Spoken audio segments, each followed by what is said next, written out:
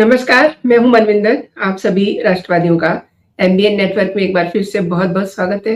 आपसे आग्रह भी है, निवेदन है, चैनल को सब्सक्राइब कर लीजिए और वीडियो को लाइक कर लीजिए जल्दी से। और हम एक बहुत ही इंटरेस्टिंग मुद्दे पे बात करने वाले हैं। अब ज़ेलेंस्की जो है वो भी इंडिया में विजिट करना चाहते हैं, हालांकि दिसंबर में नहीं, वो जनवरी वगैरह का प्लान कर रहे हैं। बट जो हमें पता चल रहा है कि दोनों तरफ के ऑफिशियल्स, ज़ेलेंस्की जी, मतलब यूक्रेन के ऑफिशियल्स और इंडिया के भी जो ऑफिशियल हैं इस विजिट के ऊपर तैयारी कर रहे हैं। इसके 2-3 कारण हैं क्यों ज़ेलेंस्की के साथ इंडिया एंगेजमेंट कर रहा है। देखिए, इंडिया ने बड़ी ओपनली बोला था पुतिन के विजिट के दौरान भी कि हम शांति चाहते हैं, ये एरा शांति का नहीं है। इसीलिए इंडिया ने भी जो अपनी लड़ाई लड़ी थी ऑफ सिंदूर, उसको उन्होंने जैसे अपना एम अचीव किया उन्होंने बंद कर दिया, क्योंकि हम नहीं चाहते हैं कि कोई चीज इतनी आगे बढ़ जाए कि बाद में उसको रोकना मुश्किल हो जाए। तो ये हो सकता है, मुझे पता नहीं है, बट ये हो सकता है कि पुतिन साहब के जाने के बाद ही पुतिन और प्रधानमंत्री मोदी जी के बीच में कुछ ऐसी बातचीत हुई हो जिसकी वजह से ये अगला स्टेप लिया जा रहा है कि भारत ही पहल करे इसमें, ज़ेलेंस्की को भी ऑन बोर्ड करने के लिए, एक शांति का रास्ता दिखाने के लिए। ये तो एक बड़ा कारण हो गया। दूसरा कारण ये है कि जब यूएसएसआर टूटा था ना, तो यूएसएसआर एक देश था।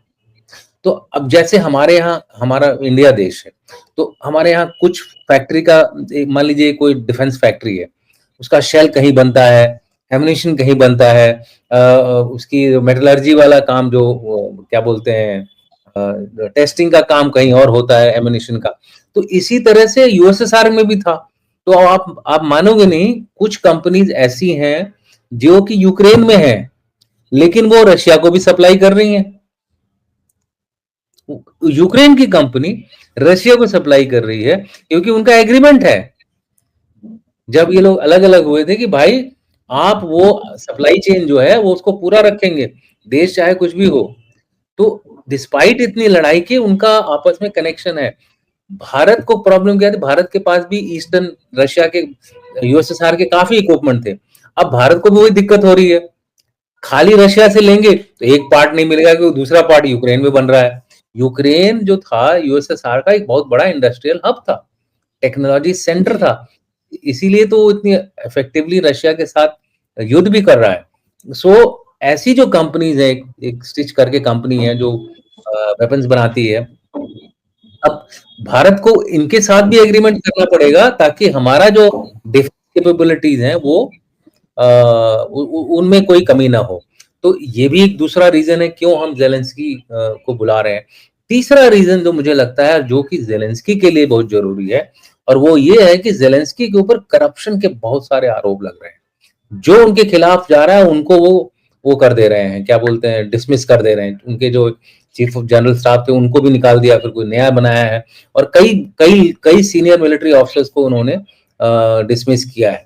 तो कहने का मतलब ये है कि ज़ेलेंस्की खुद अब एक करप्शन के घेरे में आए। कोई बोलता है 100 बिलियन, ऐसे कुछ फिगर्स दे रहे थे, मुझे अब एग्जैक्टली याद नहीं है, कहीं पढ़ा था मैंने।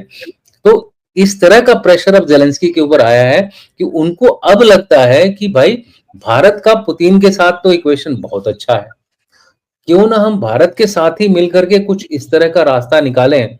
अमेरिका जो कर रहा है तो कर ही रहा है, ताकि एक कंबाइंड एफर्ट मिले जिससे कि रशिया यूक्रेन वॉर खत्म हो। सो मुझे लगता है कि अब भारत को उस पोजीशन में आ गया है कि अब विश्व स्तर पर वो अपनी भूमिका निभा सकता है, एक रेस्पॉन्सिबल राष्ट्र के तौर पर, जो कि आपस में लोगों से बातचीत करके इन सब चीजों को एक विश्व शांति की तरफ पहल करे। यूएन आपने देखा है बिल्कुल ही डिफंक हो गया, यूएन की कोई सुन ही नहीं रहा है। तो अब तो वही बात हो गई, जिसकी लाठी उसकी भैंस, वही अपने रूल चला रहे हैं। तो ऐसे कंडीशन में, इस तरह के वर्ल्ड ऑर्डर में, आई थिंक भारत एक ऐसी पावर उभर के आया है। मैंने पहले भी बताया था आप लोगों को कि ऑस्ट्रेलिया के जो लोई इंडेक्स ने जो रेट किया है भारत को, अब हमको मिडिल पावर नहीं बोलते हैं, मेजर पावर बोलते हैं।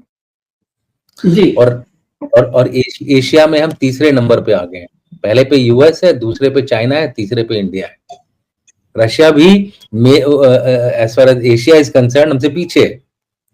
पूरा यूरेशिया में आगे होगा बट हमसे पीछे। तो उसके कई कारण हैं, उसके कई सारे फैक्टर्स हैं। जब मेजर पावर की बात होती है, खाली मिलिट्री नहीं होता है, उसमें इकोनॉमिक भी शामिल होता है, और इस समय इकोनॉमिकली तो डेफिनेटली भारत जो है बहुत आगे निकल गया है।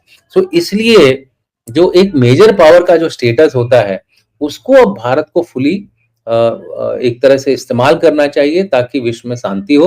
तो मुझे लगता है ये मोदी जी की पहल है, और ज़ेलेंस्की जी के पास और कोई चारा इस समय नजर नहीं आ रहा है। देखिए यूरोप तो एकदम, अगर नेटो से अमेरिका निकल गया, मैं कह रहा हूँ यूरोप सड़क पे आ जाएगा।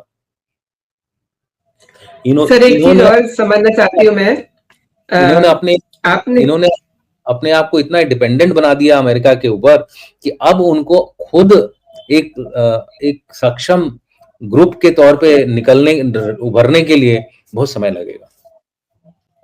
सर आपने जैसे कहा कि हमारा देश, हमारे प्रधानमंत्री जी इस स्टेट में आ गए, लाइक उनका जो डिप्लोमेटिक बैलेंस है वो, मतलब जो बड़े बड़े अपने आप को समझते हैं लाइक ट्रम्प, इन लोगों को थोड़ा शॉक दे रहा है ना वो।